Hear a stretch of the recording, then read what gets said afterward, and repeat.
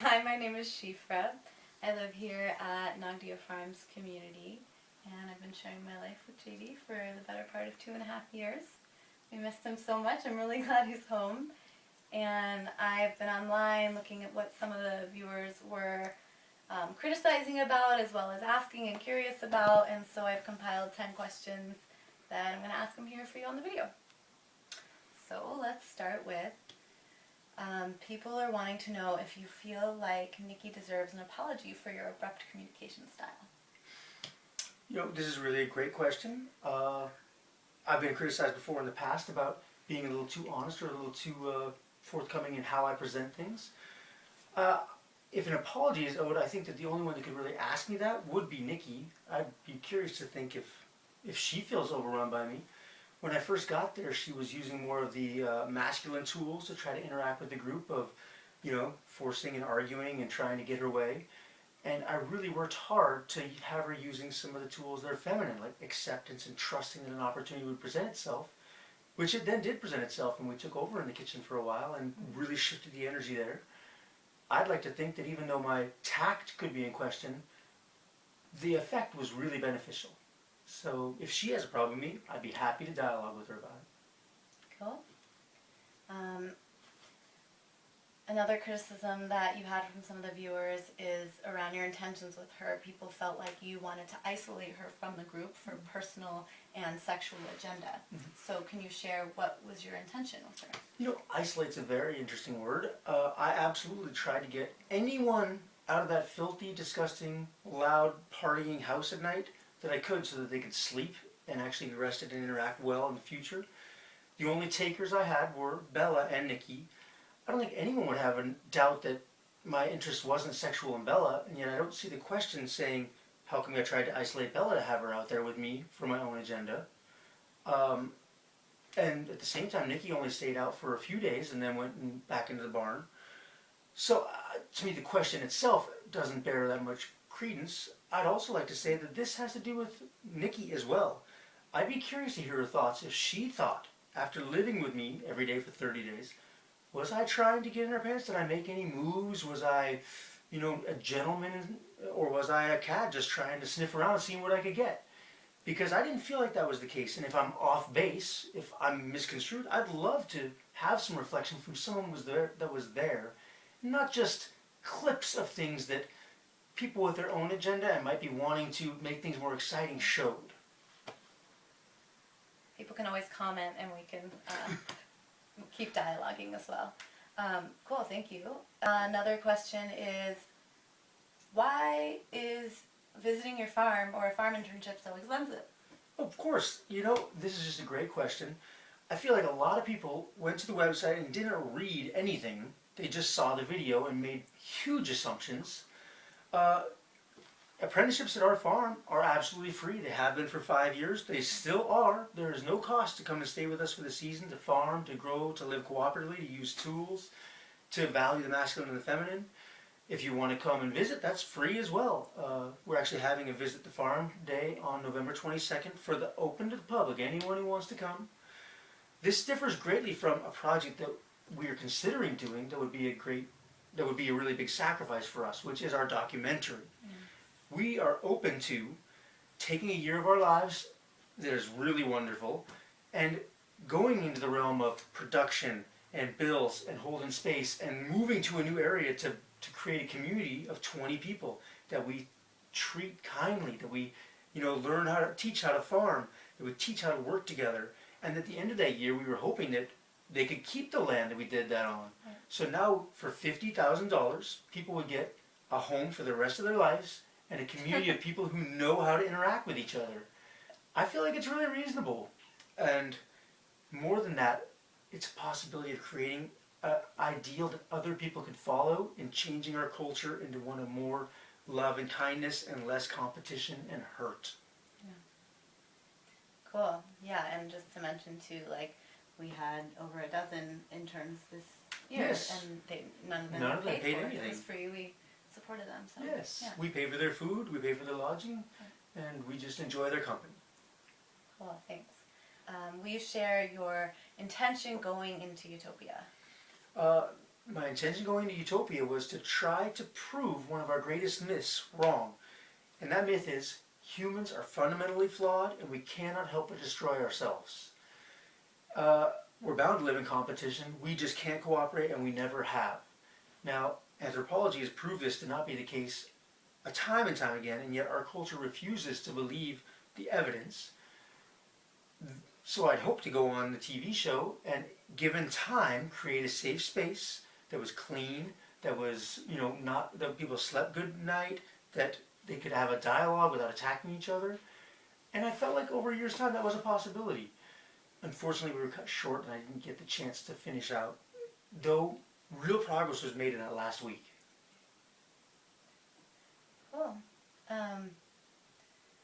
So that kind of already answers this next question. It might overlap a little bit though, as to why would you sacrifice that year of your life? I mean, why was it worth it to you? You have this great farm, you have this utopia, so why leave that for a TV show? This is an excellent question because you're right, it was a huge sacrifice. I live in such a sweet place, it's so safe, everyone's kind, we really value reflection and personal growth. And then I come from our sweet place to the supermarket to buy something, and there's poor posture, there's exhaustion, there's, miserable grimaces on people's faces. I really felt like Aaron illustrated this perfectly in Utopia because I asked him the same question. What do you feel like when you go to the store, when you go to the big box? Do you think people are happy? And he said, everywhere I see, people are smiling, they're happy, they're so excited. And he's excited and happy to be there too. Yet from his own words, in the last 10 years, he's been completely closed off, completely lacking in love and not willing to trust anyone. If he was so filled with love and hope and so excited all the time, why is his life filled with fear and not love? I wanted to give up what I have that's so good for just a little while to maybe make a shift in the greater consciousness to bring more hope and trust into people's lives. Well, yeah. Well, we missed you, but we all agreed. Okay. Another thing that viewers were criticizing is that you came off as so overly strategic that it felt really manipulative to the viewers. Mm-hmm. Care to comment? I'd love to comment on this. First, I'd like to say that a timeline of 10 months or 11 months is a very short time to get people to interact in a healthy, positive way. And it takes me longer to earn people's trust and to show that I actually have skills that might help reach these ends. So I took a really aggressive approach, especially with people that I felt could help me, like Ernesto and Nikki. I really felt like a quarterback who's in there to help people work together and make a team, and I'm throwing passes, and the people I'm throwing the passes to that are in the end zone are knocking the balls down because even though they get the credit for the touchdown, I threw the ball and they didn't want me to get credit too. This happened with every single person I tried with, from Nikki, Ernesto, Amanda, Josh, Taylor, everyone I tried to help them help themselves would knock the ball out of the air. Mm-hmm. Did that answer the question?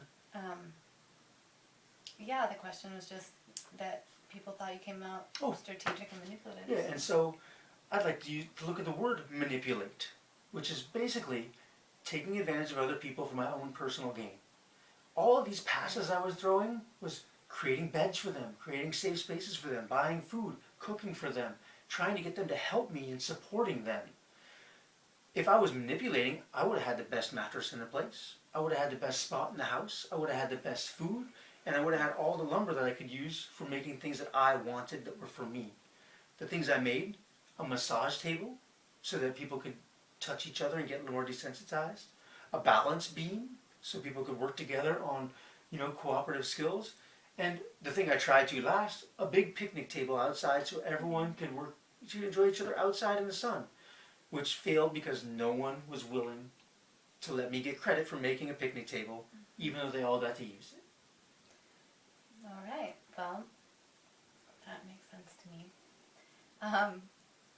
Okay, a lot of people want to come visit our community, mm-hmm. and how can they do that? Can they do that, and how? Of course, yes, we'd love to have visitors to our community.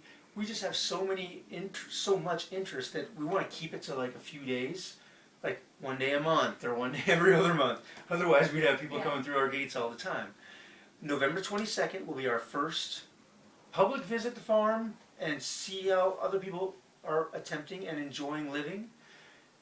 You're more than welcome. Please email us at thebridgers.org, and we'll get in touch with you with travel info and how you could come and see us between the hours of 2 and 5 on November 22nd, and that's rain or shine. We live in Portland, Oregon, so anything can happen.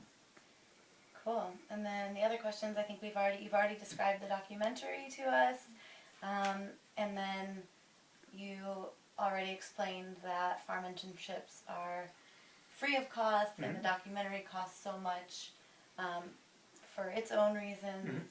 I'd love to elaborate on that. Yeah, though. would you? Yeah, we're asking $1,000 a week or $50,000 for the 15 people or the 20 people we want to come, which pretty much for the documentary, which equals $1 million, right? Now, on the website for the Bridgers, we've outlined exactly where all this money would go, and it's not going into our pockets. It's going into production and buying cameras and hiring producers and hiring editors and hiring consultants. And honestly, right now we have 4 or 5 people living on our farm. We can't hold space for 20 people in a strange environment by ourselves. We're going to have to hire at least 10 people to help us with that. I'd also love to do live feeds on this documentary that shows what people are progressing on and where their struggles are happening in the moment. This costs money too. More than that, it's out of my realm of experience, and experienced people cost money. If there was anything left over from the 1,000, I'd be happy to put it towards buying the land they were living on, or giving it to them to start a new business after we leave, because I really would love to see these 20 people create something amazingly tribal and cooperative, living on a piece of land they own together with a business they're working on together. I can't promise there'll be any money left over because it's a very expensive project. Like our friend Mike says, some projects cost $50 million to set up. Ours only costs $1 million for the entire year. Yeah. It's adventurous and a big project for our little community, but it's really not that much money. You did mention though that the $5,000, $1,000 a week tuition would hopefully include that they would own that land forever. Forever, yes. So it's so more a $50,000 investment up front might get you a home for the rest of your life that's paid for. Right. Depending on how the land is purchased and all that, but at least it gets them the whole year. That's right. I'd like to even say more than that.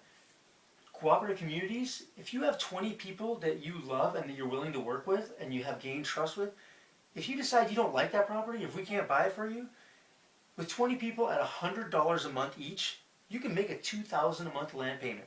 You want a nicer place? $200 a month gets you a $4,000 a month land payment, which is as nice a place as you could ever want to buy, and really minimal payments per person. So yeah, you're really giving them the tools to make it possible. I'm trying to bring people together and show other people, if you can find people to trust, you could live in a really nice, safe place together and have companionship. I lived in Asia for 3 years, and I was so starved for conversation.